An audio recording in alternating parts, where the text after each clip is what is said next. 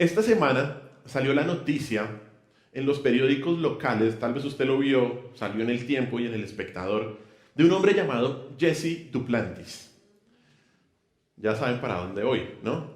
Amigo de Kenneth Copeland y de Benny Hinn, que dijo que para acelerar la segunda venida de Cristo, los cristianos debían donarle dinero a su ministerio y a él.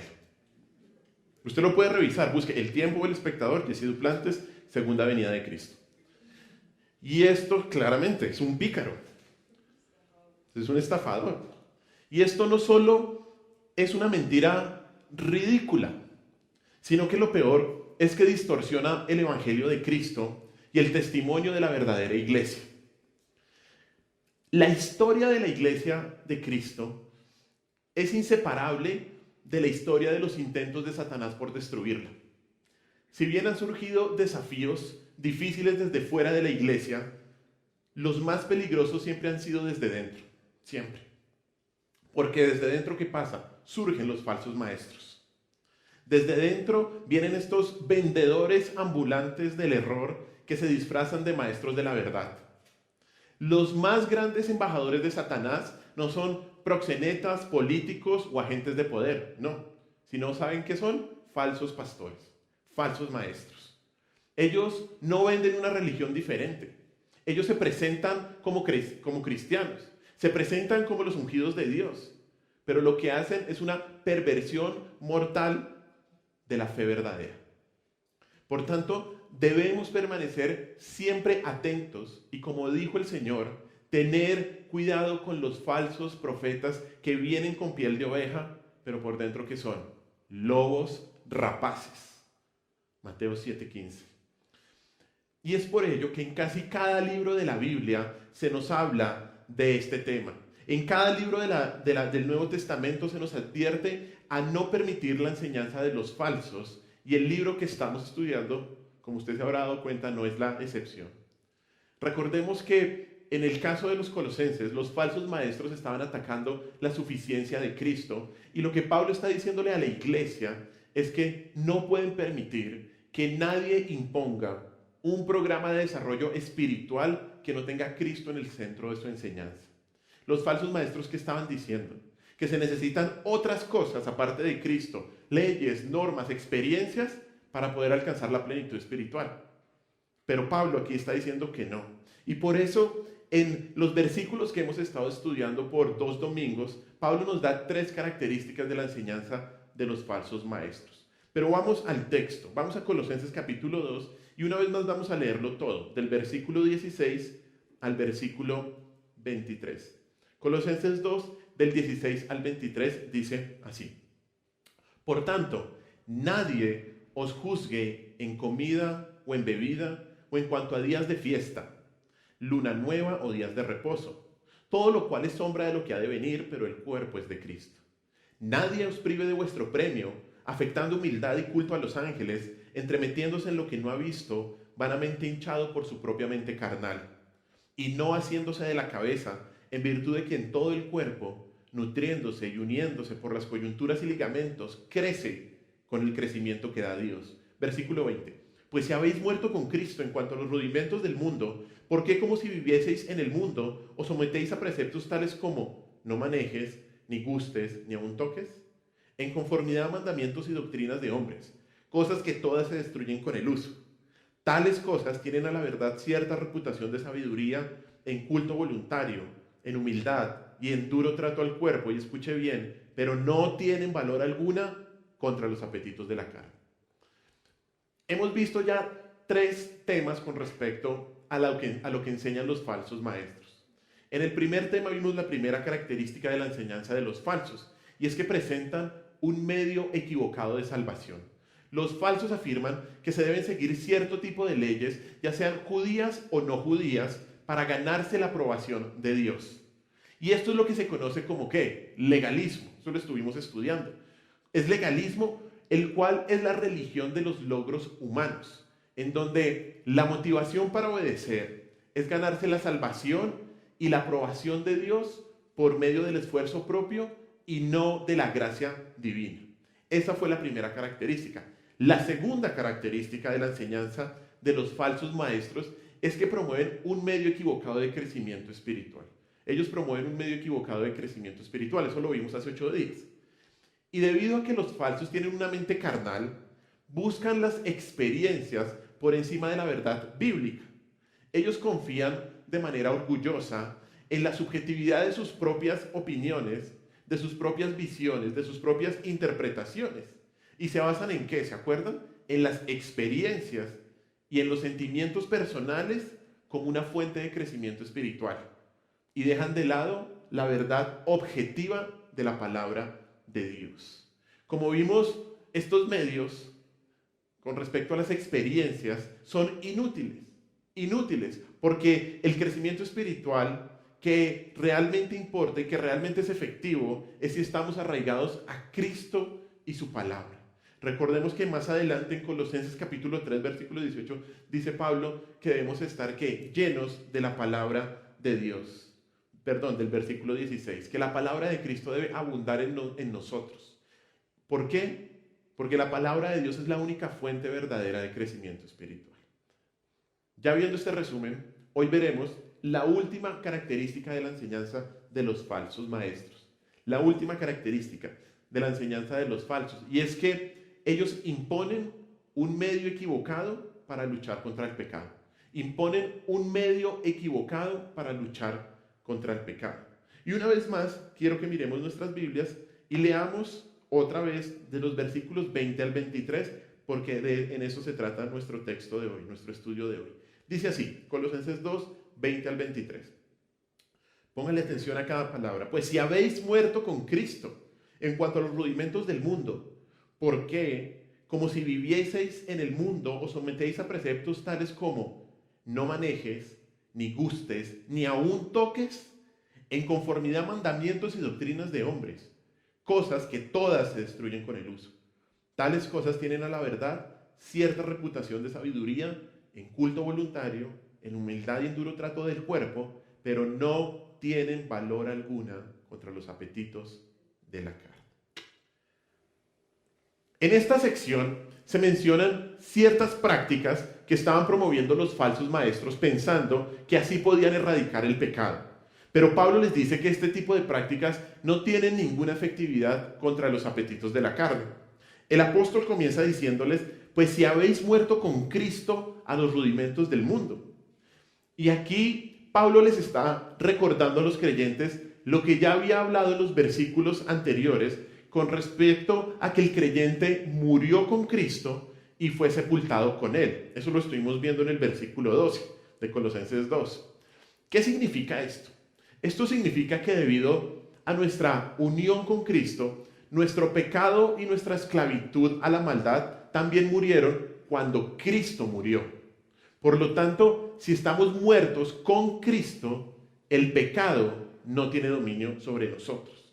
Vamos a explicar algo más adelante.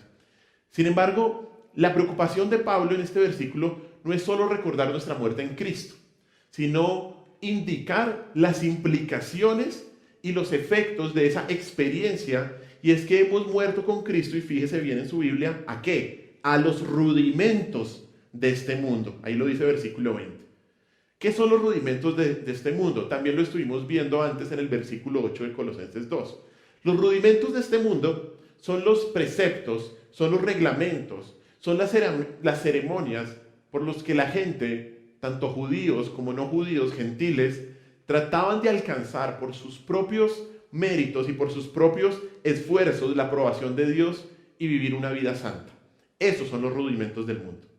Y lo que el versículo está diciendo es que el creyente no tiene por qué someterse a este tipo de normas que pretenden acabar con el pecado, porque lo único que sirve para erradicar el problema del pecado es ¿qué? Estar arraigado a Cristo, estar en unión con Cristo. Estas normas son inútiles.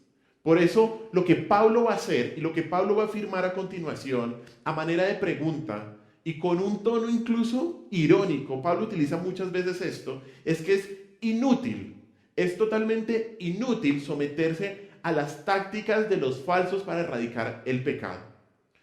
Lo primero que Pablo afirma es que estos rudimentos no tienen origen en Dios, sino ¿dónde? en el mundo. ¿Son rudimentos de dónde? Del mundo.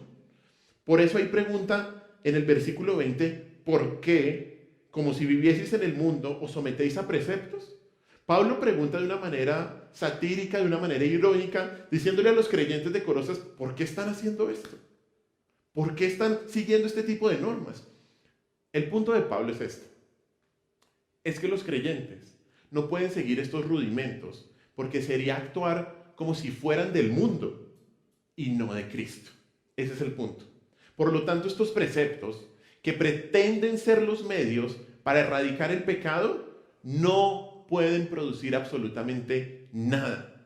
Pues detrás de su aparente piedad, de su falsa humildad, esconden que su origen es ¿cuál? Mundano y totalmente pecaminoso.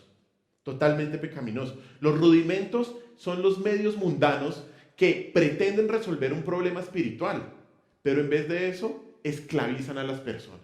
Los esclavizan totalmente.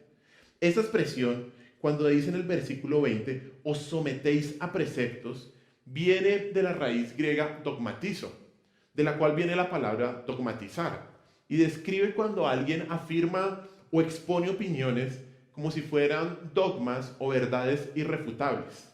Y esto era lo que estaban haciendo los falsos maestros. Ellos estaban diciendo sus normas, sus leyes, como si fueran la verdad indiscutible de Dios. Y esto hacía que los creyentes en Colosas se sometieran a esas normas en vez de a Cristo y su palabra. Pablo va a continuar desenmascarando la enseñanza de los falsos y menciona algunas reglas que estaban tratando de imponer los cristianos, que estaban tratando de imponerles a los cristianos colosenses, cuando ahí dice en el versículo 21, reglas tales como no manejes, ni gustes, ni aún toques. ¿Usted qué puede ver en ese tipo de normas ahí en el versículo 21? Si usted es un buen lector, estas normas se distinguen ¿por qué? Por ser prohibitivas, externas. Muy bien. No maneje, no guste, no toque, no haga esto, no haga esto otro. Esa es la manera en la que los falsos maestros estaban tratando de imponer su filosofía. La primera regla que Pablo nos pone aquí, que estaban poniendo los falsos maestros, es no maneje. Y significa no manejar el carro, porque en esa época pues no había carro, ¿no? Sino significa manipular un elemento en las manos, no manejar algo con las manos. La segunda, no guste o ni guste, se refiere a probar un alimento o bebida y seguramente tiene relación al versículo 16. Cuando estuvimos estudiando eso lo vimos, que Pablo dice que no se debe juzgar a nadie con respecto a lo que come o a lo que bebe. La tercera palabra que dice en el versículo 21, no toque o ni aun toques, significa tocar algo. Y es muy parecida a la primera y probablemente se refiere a alguna prohibición que los falsos decían sobre no tocar elementos que no estuvieran purificados y que podrían contaminar a las personas. Es la creencia judía y hoy en día la mantienen, es que por ejemplo, si hay un animal que ellos consideran inmundo y por ejemplo ese animal inmundo toca una silla o algo por el estilo, la silla también se vuelve inmunda. Entonces seguramente era algo parecido a esto. ¿Qué está diciendo Pablo aquí? Que estas prohibiciones muestran una preocupación por los aspectos exteriores, por los aspectos externos, en donde se piensa que si una persona se restringe de hacer ciertas cosas, puede tener éxito en su desarrollo espiritual y en su lucha con el pecado. Eso es lo que estaba buscando Pablo mostrarles a los colosenses. ¿Cuál es la enseñanza? La enseñanza es que no se puede lograr la victoria sobre el pecado basando la confianza en la evitación absoluta. Eso es lo que nos está diciendo Pablo. No se puede lograr la victoria sobre el pecado basando la confianza en la evitación absoluta. Como si al restringir el cuerpo de hacer algo se pudiera lograr ser santo. Y esta actitud es condenada y es descrita en varios versículos en la Escritura. Uno de ellos es 1 de Timoteo, acompáñenme ahí, 1 de Timoteo, capítulo 4, versículos del 1 al 3. 1 de Timoteo, capítulo 4, versículos del 1 al 3. Mire lo que dice ahí el texto. Primera Timoteo 4, del 1 al 3. Dice: pero el Espíritu dice claramente que en los postreros tiempos algunos apostatarán de la fe, escuchando a espíritus engañadores y a doctrinas de demonios. Pare ahí un momento. ¿Qué está diciendo el texto? Que en estos tiempos iban a venir falsos maestros diciendo doctrinas de demonios y espíritus engañadores. Ahora fíjese cómo son esas doctrinas de demonios. Sigamos leyendo. Por la hipocresía de mentirosos que, teniendo cauterizada la conciencia, escuche, prohibirán ¿qué? Casarse y mandarán abstenerse de alimentos que Dios creó para que con acción de gracias participasen de ellos los creyentes y los que han conocido la verdad. ¿Qué nos está diciendo este texto? Que es demoníaco colocar este tipo de normas. Como, no, es que no puedes comer esto, no, es que no puedes tomar esto, es que no puedes hacer esto. Preocupados ¿por qué? Por las cosas exteriores. Este tipo de normas, como nos dice Pablo, no vienen de Dios, sino que están, y volvamos a Colosenses, que dice el versículo 22, ahí vamos poco a poco avanzando en nuestro estudio, están ¿qué? Versículo 22, están basadas en conformidad a mandamientos y doctrinas de hombres. Claramente, ¿no? Ahí Pablo termina de mostrar de dónde vienen este tipo de reglas. Y esta frase quiero estudiarla un poquito porque puede referirse a las normas extrabíblicas de los judíos o a las reglas de la filosofía del mundo gentil. Pueden venir de dos fuentes cuando Pablo dice esto. Con respecto al primer grupo, es probable que la referencia sea a las normas añadidas que los falsos le estaban haciendo a la ley de Dios, en donde, por ejemplo, se prohibía comer ciertos alimentos o tocar ciertos elementos, porque si no la persona quedaba inmunda. De hecho, y usted recuerda bien, Cristo critica esto mismo de los fariseos, ¿se acuerdan? Vamos a Mateo capítulo 15, versículos del 1 al 9. Mateo capítulo 15, versículos del 1 al 9. Y usted va a hallar palabras muy parecidas a las que dijo Pablo, a las que está diciendo Cristo. Mateo 15, del 1 al 9 dice así: entonces se acercaron a Jesús ciertos escribas y fariseos de Jerusalén diciendo: ¿por qué tus discípulos quebrantan la tradición de los ancianos porque no se lavan las manos cuando comen pan? Respondiendo él les dijo: ¿por qué también vosotros quebrantáis el mandamiento de Dios por vuestra tradición? Porque Dios mandó diciendo: honra a tu padre y a tu madre, y el que maldiga al padre o a la madre muera irremisiblemente. Pero vosotros decís: cualquiera que diga a su padre o a su madre es mi ofrenda a Dios, todo aquello con que pudiera ayudarte. Ya no han de honrar a su padre o a su madre. Así habéis invalidado el mandamiento de Dios por vuestra tradición. Y miren los últimos 3 versículos. Hipócritas, les dice el Señor Jesús. Bien profetizó de vosotros Isaías cuando dijo: este pueblo de labios me honra, mas su corazón está lejos de mí. Pues en vano me honran, enseñando como doctrinas mandamientos ¿de qué? De hombres. ¿Qué estaban haciendo estos fariseos? Lo mismo que estaban haciendo los falsos maestros en Colosas. El Señor había establecido su ley, pero ellos ¿qué hicieron? Empezaron a hacerle añadidos a la ley de Dios.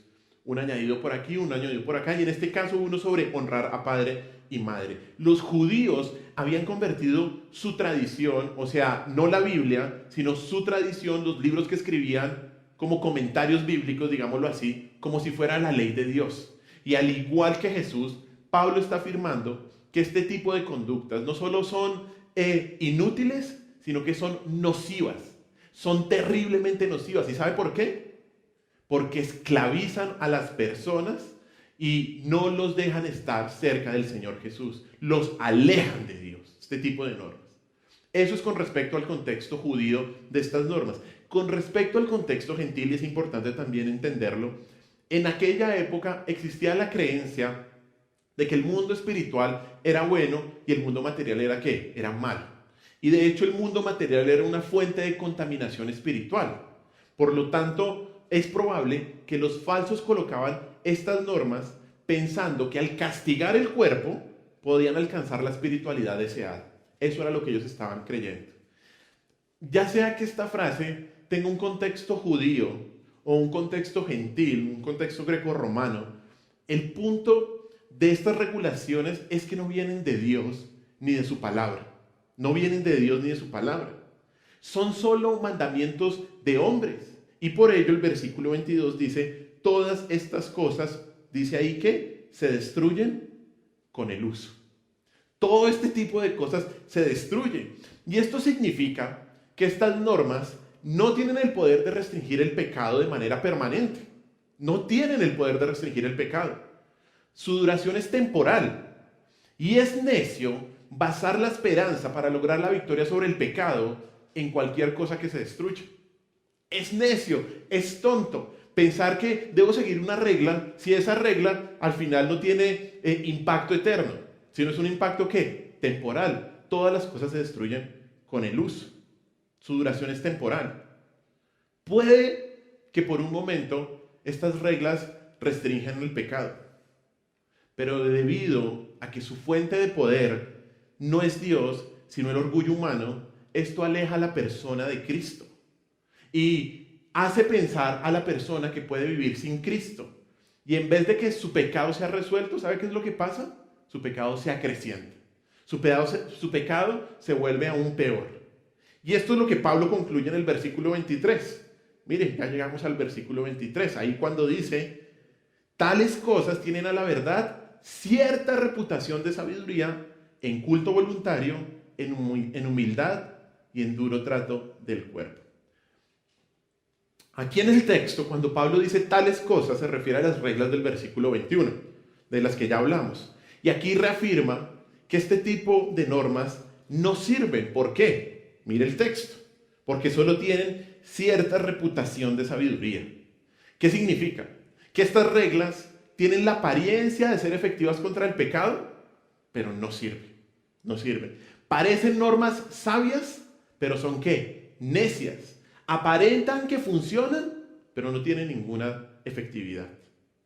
Y esta falsa enseñanza con sus normas, como dice Pablo, es solo una filosofía. De hecho, Pablo ya lo ha dicho así. Mire atrás en el versículo 8 de Colosenses 2. Mire lo que dice. Mirad que nadie os engañe por medio de filosofías y ¿qué? Huecas sutilezas. Y cuando estuvimos estudiando ese pasaje, mirábamos que la filosofía de los falsos es ¿qué? Es falsa, es vana, es hueca. Es un correr tras el viento. Es eso. Eso es lo que significa la enseñanza de los falsos. Tiene cierta reputación de sabiduría, pero al final es solamente una filosofía vana. Ahora bien, lo que ha estado aquí implícito en el argumento de Pablo se vuelve explícito. ¿Y qué es? Es que en la pretensión que tenían los falsos maestros de ofrecer un sistema sabio y completo de crecimiento espiritual, el resultado es que su sistema no es más que una farsa, una completa farsa. Y Pablo va a mencionar a continuación 3 aspectos que incluyen la falsa sabiduría de esas normas de los falsos maestros. En primer lugar, dice ahí el texto, estas normas solo tienen ¿qué? Cierta reputación de sabiduría en culto voluntario. Ese culto voluntario se refiere al culto a los ángeles, del cual Pablo habló en el versículo 18, el que estuvimos hablando hace 8 días, el culto falso de los ángeles. Y lo que está diciendo Pablo aquí es que no hay nada de sabio en un culto falso, nada de sabio. La adoración falsa a los ángeles está en contraste con lo que los versículos atrás afirman de que la verdadera sabiduría solo proviene de Cristo. Eso lo dice en el versículo 3. Mire Colosenses 2:3, dice, en quien están escondidos todos los tesoros de la sabiduría y del conocimiento. En Cristo están escondidos los tesoros de la sabiduría y del conocimiento. Por eso Pablo les dice, es tonto que ustedes adoren a los ángeles cuando al único que se debe adorar es a Cristo, en donde están escondidos ¿qué? Todos los tesoros de la sabiduría y del conocimiento. Eso es lo primero. En segundo lugar, dice ahí el versículo 23, las normas de los falsos solo tienen cierta reputación de sabiduría, dice ahí, en humildad. ¿Cierta reputación de sabiduría en qué? En humildad. Esto también se relaciona con lo que versículos atrás, en el versículo 18, Pablo ya había dicho, en donde los falsos maestros mostraban una cierta apariencia de ¿qué? De autohumillación. Ellos pensaban que haciendo las cosas se mostraban más piadosos, más humildes. Y ellos, simulando una humildad que no tienen, presentan estas normas que pretenden ser humildes. Normas que pretenden que una persona busque la humildad, pero debido a que se enfocan en un esfuerzo personal y no en Cristo, ¿qué es lo único que demuestra? Orgullo. Un craso orgullo. Por último, las normas de los falsos tienen que cierta reputación de sabiduría, dice ahí, en duro trato del cuerpo. Este último versículo, o esta última cita, o más bien no cita, sino frase, duro trato al cuerpo, resume como toda la enseñanza de los falsos maestros. Esta expresión final se refiere al trato severo del cuerpo que los falsos practicaban y que promovían como medio para poder ser libres del pecado. Ya se habló algo de esto en el versículo 21, pero seguramente este duro trato al cuerpo podría incluir abstenerse de alimentos, por un lado, y también algún tipo de castigo corporal que los falsos maestros se infligían. Tal vez la mención de estas conductas, y Pablo hace esta mención, porque al parecer estas prácticas habían causado una profunda impresión en algunos creyentes de la iglesia de Colosas. Y los falsos estaban ganándose elogios para sí mismos. Tal vez ellos mostrando que hacían ciertas prácticas, como no sé, tal vez ayunos prolongados o flagelarse o algún tipo de estas cosas. La gente decía, uy, pero estos maestros son muy humildes, estos maestros son muy consagrados. Pero ¿qué es lo que está diciendo Pablo? Eso no tiene nada que ver con el verdadero crecimiento espiritual. Por eso es que Pablo en este texto dice que las normas de los falsos no promueven una verdadera humildad, ni son verdaderamente sabias, porque como dice al final del versículo, y miren la última frase del versículo 23, dice, no tienen valor alguna contra los apetitos de la carne. Ahí Pablo es concluyente. Usted puede hacer todo este tipo de cosas, todo este tipo de normas, pero ¿eso qué? No sirve para nada contra el problema real del pecado. No sirve para nada. Y este es el punto principal que Pablo quiere mostrar en toda esta sección, en todos estos 4 versículos, y es que los falsos maestros estaban diciendo que la victoria contra el pecado se consigue a través de la negación de los apetitos corporales, de los placeres físicos y de la búsqueda de un tratamiento severo del cuerpo. Ellos estaban diciendo eso. ¿Y sabe cómo se conoce esto? ¿Cuál es el nombre académico que se le da a esto? Esto se conoce como ascetismo.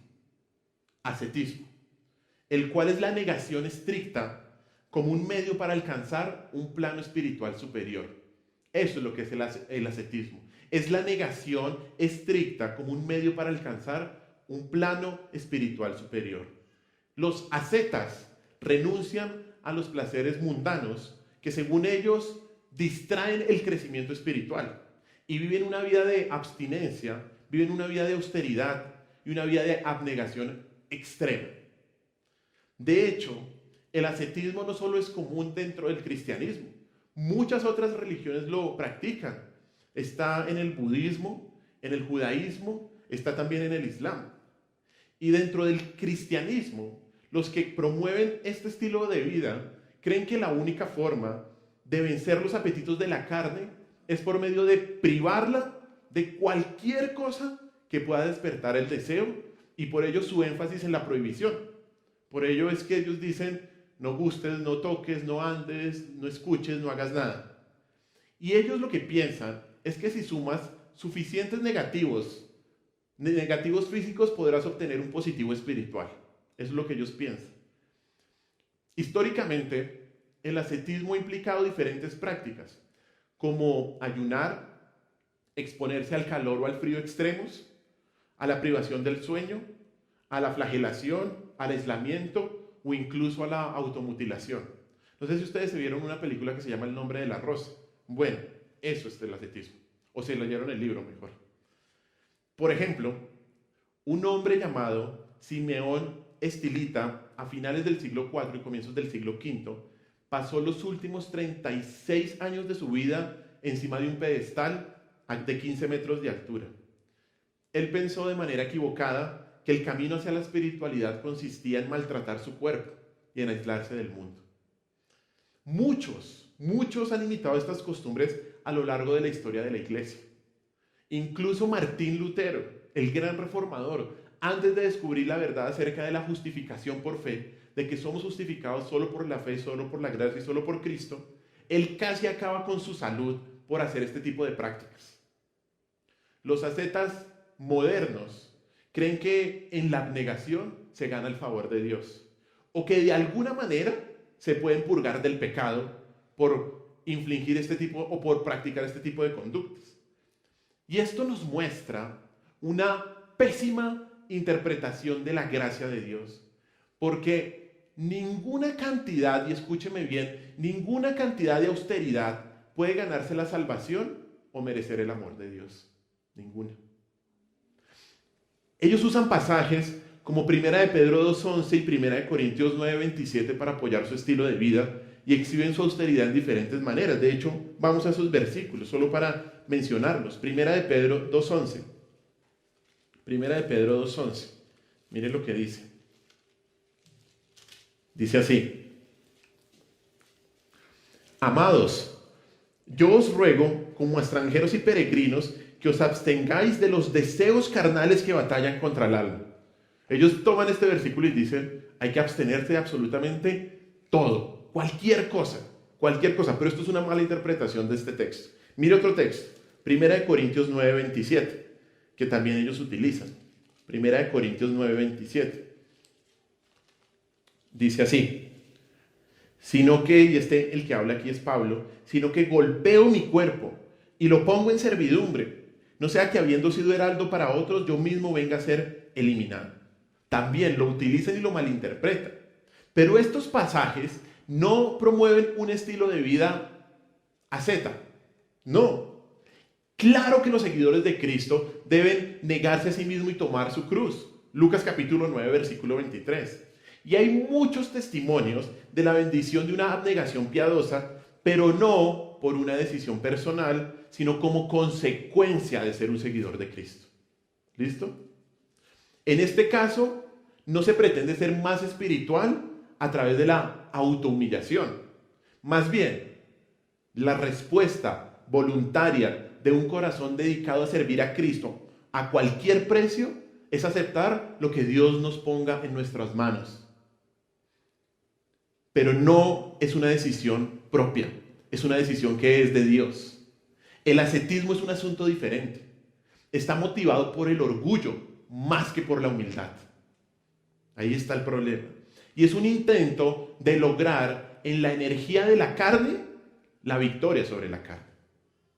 Hermanos, como dice el versículo 20, hemos muerto con Cristo, el versículo 23, el 20, hemos muerto con Cristo ¿a qué? A los rudimentos del mundo. Hemos muerto con Cristo a los rudimentos del mundo. No estamos esclavizados por ningún sistema religioso que requiera algún tipo de abstinencia para hacernos aceptables ante Dios. No. Ni la abnegación rigurosa, ni los votos de pobreza, ni el aislamiento enclaustrado o cualquier otra forma parecida a esta captan la atención de Dios ni obtienen su favor. Nada de esto obtiene el favor de Dios. Tales enseñanzas no son sabias ni útiles. Por el contrario, son enseñanzas engañosas, son enseñanzas destructivas, porque fingen sabiduría, fingen humildad y establecen un estándar falso de espiritualidad. Como que la gente ve eso y dice, ay, así hay que ser. No, así no hay que ser, está diciendo Pablo. Porque eso no sirve contra los apetitos de la carne, sino que hacen todo lo opuesto, todo lo opuesto. Estas falsas normas de espiritualidad solo sirven para complacer la carne. ¿Sabe por qué? Porque hace que una persona se sienta orgullosa de sus sacrificios y de sus logros espirituales. Eso es lo que hace. Entonces la persona dice, yo ayuné, le dice a su compañero, 10 días. Y el otro, yo ayuné 20 días. ¿Cómo me la ve? Yo hice el ayuno de Daniel, el ayuno de Isaías, de Jeremías. ¿Usted cuál hizo? No, pues. Y se inventan ayunos, ¿no? Que el ayuno de las legumbres, que el ayuno de esto y el ayuno de esto otro. ¿No? O gente, no, es que yo me fui a la montaña a experimentar a Dios, a no tener ningún tipo de comodidad. Eso dice la palabra de Dios que debemos hacer. Es muy diferente, y aquí recuerdo una situación que está pasando, es muy diferente de lo que están viviendo nuestros hermanos en Afganistán, que están yendo puerta por puerta y ¡pum!, los matan. Es muy diferente a uno buscar automullarse para enorgullecerse. Estos hermanos por los cuales debemos orar y seguir orando, decidieron servirle al Señor pase lo que pase. Y les surgió esta situación de un momento a otro. Pero recuerden, estas reglas solo exacerban el pecado y hacen que sus seguidores parezcan santos por fuera, aun cuando por dentro permanezcan llenos de pecado y de orgullo. Y es que, y aquí es bien importante entender esto, el problema principal con este tipo de normas, y este es el punto de Pablo, es que el pecado es principalmente un problema externo. No. El pecado no es un problema principalmente externo. Y lo que se piensa es que si podemos privarnos de ciertos placeres corporales, podemos engañarnos pensando que estamos avanzando en la santidad. No, entonces yo estoy siendo suficientemente santo. De hecho, justo antes de la Reforma Protestante, en 1517, la enseñanza de la Iglesia decía que que las personas más santas, ¿quiénes eran? Los monjes y las monjas, porque hacían votos de celibato y tenían ayunos obligatorios y vivían una vida enclaustrada y con reglas muy rígidas. Entonces, estas personas eran personas que eran muy santas.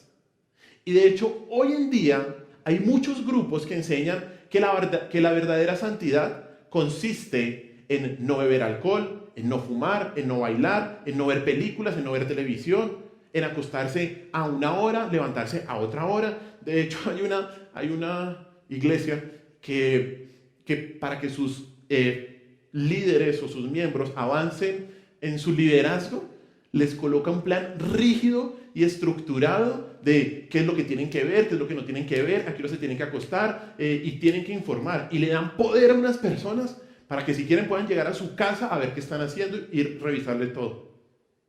¿Qué es esta basura? Perdón por la expresión. Pero de eso no se trata la santidad. Porque cuando una persona hace de la práctica de estas reglas la marca de la santidad, se puede engañar a sí misma, pensando que tiene una evidencia de la fe salvadora cuando no la tiene. Cuando todo lo que tiene es sencillamente conformidad externa a unas regulaciones, pero realmente esas regulaciones no son inspiradas por Dios, no son inspiradas por el Señor. El problema del pecado, y escúcheme bien, no es externo, sino es ¿qué? Del corazón. Vayamos a Mateo 15, versículos 18 al 20. Mateo 15, del 18 al 20.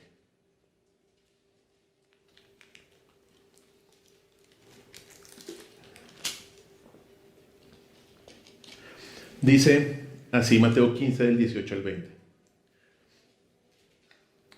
Pero lo que sale de la boca, del corazón sale, y esto contamina al hombre. Porque del corazón salen los malos pensamientos, los homicidios, los adulterios, las fornicaciones, los hurtos, los falsos testimonios, las blasfemias. Estas cosas son las que contaminan al hombre. Pero el comer con las manos sin lavar no contamina al hombre, dice ahí el texto. ¿Usted por qué peca? ¿Porque el otro lo hace pecar? ¿Un matrimonio? No, es que usted viera, pastor, es que ella me hizo gritarle. No, hermano. ¿Está loco? No, pastor, usted si viera, no es que yo venía a la iglesia a las 10:30, había orado 3 horas y se me atravesó un carro y entonces me rayó y yo yo por eso decidí no venir. Y yo pequé, pero fue por el otro. ¿De dónde viene el pecado, hermanos? De aquí adentro de nuestro corazón. Es que es terrible. Y cuando nos examinamos, nos damos cuenta, ¿no? Uy, Señor.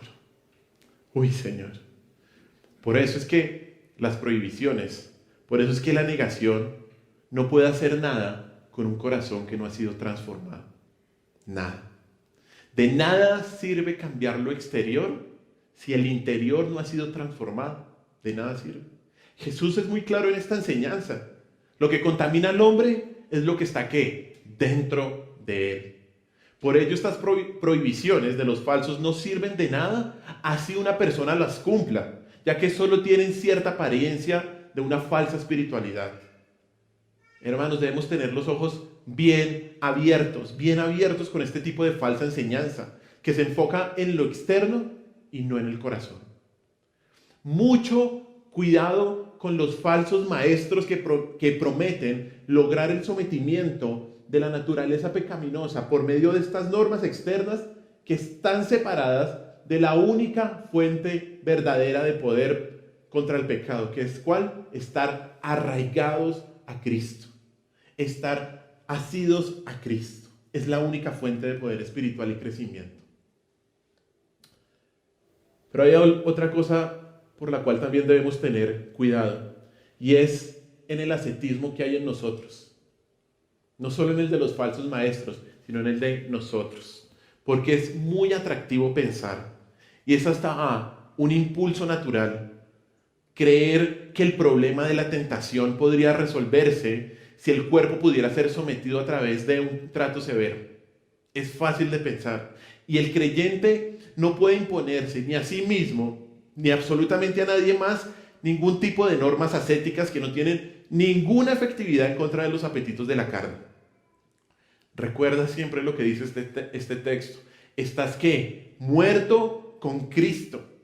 Nuestra naturaleza de pecado fue muerta y sepultada cuando Cristo murió. Por lo tanto, en Cristo el creyente murió al pecado y ya no vive bajo su poder. Ya tiene la posibilidad de no pecar, el poder de no pecar. Y esto es lo que nos libera de la tiranía del pecado. Tras haber sido resucitados con Cristo, Él nos da el poder para vivir vidas nuevas. Mire este versículo, Romanos capítulo 6, versículos del 1 al 4. Romanos capítulo 6, del 1 al 4. Romanos 6, del 1 al 4, dice así. ¿Qué pues diremos? ¿Perseveraremos en el pecado para que la gracia abunde? En ninguna manera, claramente. Porque los que hemos muerto al pecado, ¿cómo viviremos aún en él? ¿O no sabéis que todos los que hemos sido bautizados en Cristo Jesús hemos sido bautizados en su muerte? Porque somos sepultados juntamente con él para muerte por el bautismo, a fin de que como Cristo resucitó de los muertos por la gloria del Padre, así también nosotros andemos en vida nueva. Estar muerto con Cristo significa estar muerto al pecado y tener la capacidad de caminar en una vida nueva. La descripción de esta nueva vida está ahí el versículo 4. ¿Cuál es? Dice, lo describe como un andar. Andemos. ¿Esto qué significa? Un proceso largo, un proceso constante y un proceso gradual. Esto no significa estar sin pecado, escúcheme bien, sino más bien una dirección en la vida en la que pecamos cada vez menos. Porque el pecado ¿qué? No nos controla. El pecado no nos controla. Por ello, estar muerto con Cristo no significa que no tenemos pecado. De hecho, la única forma de romper el ciclo y dejar de pecar es aceptar el hecho de que no podemos dejar de pecar. No podemos dejar de pecar en nuestras fuerzas. Esto puede parecer contradictorio, pero si una persona no deja de intentar salvarse a sí mismo por medio de colocar normas externas en contra del pecado, nunca descansará en el conocimiento de que Dios lo ha salvado y que está muerto con Cristo al pecado. Es esta verdad de estar unido a Cristo lo que le da al creyente la victoria sobre el pecado y no las reglas externas. Mire un versículo más. Juan capítulo 15, versículos del 4 al 5. Juan 15 del 4 al 5. Dice así. Y está hablando nuestro Señor Jesús. Juan 15, 4 al 5 dice: permaneced en mí y yo en vosotros. Como el pámpano no puede llevar fruto por sí mismo si no permanece en la vid, así tampoco vosotros si no permanecéis en mí. Yo soy la vid, vosotros los pámpanos. El que permanece en mí y yo en él, éste lleva mucho fruto. Porque separados de mí, ¿qué? Nada podéis hacer. ¿Cómo llevamos fruto? ¿Cómo crecemos en nuestro desarrollo espiritual? ¿Poniendo reglas? Permaneciendo en Cristo. Llenándonos de Cristo y de su palabra.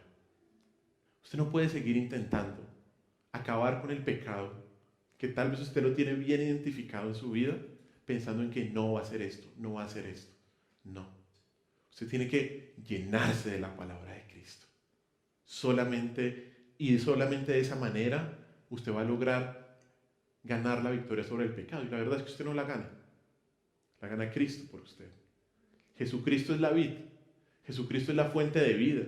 Jesucristo es la salud y la plenitud. ¿Y nosotros somos qué? Los pámpanos. Los pámpanos. Y dependemos totalmente de la vid, que es nuestro Señor Jesús. De hecho, esa palabra permanecer, que es la clave del capítulo 15, significa en el original, quédate donde estás. Quédate donde estás. ¿Dónde debes estar? En Cristo. Debes estar en Cristo. El tema de Colosenses. Cristo es ¿qué? Suficiente. En Cristo estás ¿qué? Completo, completa. ¿Necesitas algo más? La verdad es que no. Puede irse cualquier persona. Podemos tener un faltante de recursos físicos, emocionales, ¿sí? Pero tienes que saber siempre, y esto es lo lindo de esta carta de Colosenses, es que en Cristo estamos completos. ¿Dónde debes estar? En Cristo. Si estás en Cristo, ya has sido liberado de las normas humanas, de esas normas externas cuyo propósito es promover una falsa espiritualidad, que son inútiles contra los apetitos de la carne. Mucho cuidado con esta falsa enseñanza que los falsos maestros están promoviendo hoy en día para alcanzar ciertos niveles de espiritualidad. Pero también mucho cuidado con nuestro ascetismo en nuestro corazón. Llegamos a la conclusión de este texto y hemos visto que los falsos no solamente enseñan un medio equivocado de salvación, un medio equivocado de crecimiento espiritual, sino también, como hoy lo vimos, ellos enseñan y promueven un medio equivocado de luchar contra el pecado, por medio de imponer reglas externas que no atacan el problema del corazón y que no son efectivas contra los apetitos de la carne. Como creyentes, debemos saber que el gozo de la salvación no viene de seguir normas prohibitivas, que son basadas en el orgullo humano, sino en aceptar el hecho de que estamos muertos en Cristo. Estamos muertos en Cristo al pecado. Y la gracia de Dios nos cubre, que Él nos cambiará y que Él nos conformará a la imagen de Cristo. Y que es su obra, no la nuestra. No la nuestra. Oremos. Y preparémonos para la cena del Señor. Señor, te damos gracias por este día. Gracias, mi Señor Jesús, porque una vez más nos recuerdas esta maravillosa verdad de que estamos completos en ti y que en ti, Cristo, estamos muertos al pecado. Gracias, mi Señor Jesús, por tu palabra, porque es la que nos trae libertad.